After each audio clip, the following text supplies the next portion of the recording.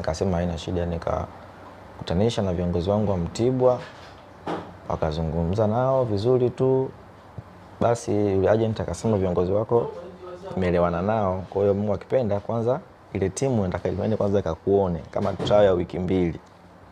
Na kipindi hicho nakumbuka nilikuwa na mashindano ya under 20 na Mtibwa. Timu ilikuwa Dar, hatua robo finali. Basi mimi nikaenda kule kwa majaribio.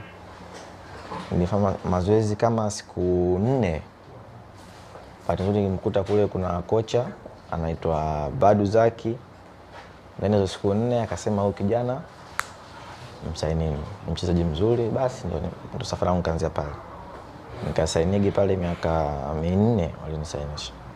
Nikarudi Tanzania, akaniambia kajiandae msimu unapoanza upya pre-season utakuja na kaka yako ambaye ni nani, Simon.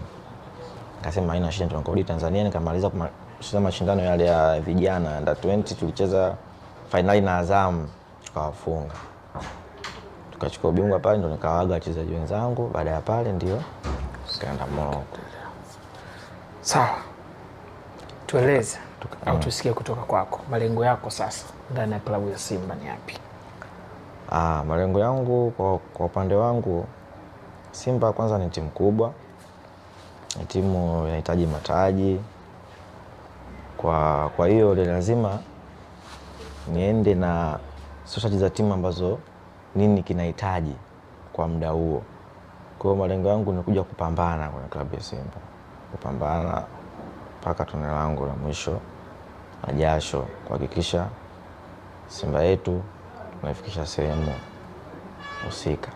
Inshallah kwa uwezo wake Mwenyezi Mungu, kwa ushirikiano na walimu na wachezaji wenzangu tutafika huko, kila kitu kitakuwa sawa kwa uwezo wake Mungu.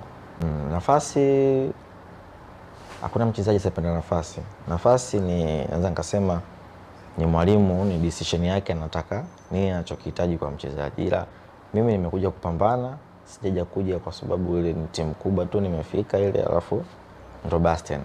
Kwa sababu Simba anataka buwe tayari muda wote. Kwa sababu paka wamekusajili, maana kuna kitu wamekiona kutoka kwako. Kwa hiyo lazima ukionyeshe kile kitu. Maana kama una deni, kwa hiyo ni lazima uwaaminishe hawakukosea kukusajili. Kwa hiyo ni lazima tupambane ili kuweza kupata nafasi.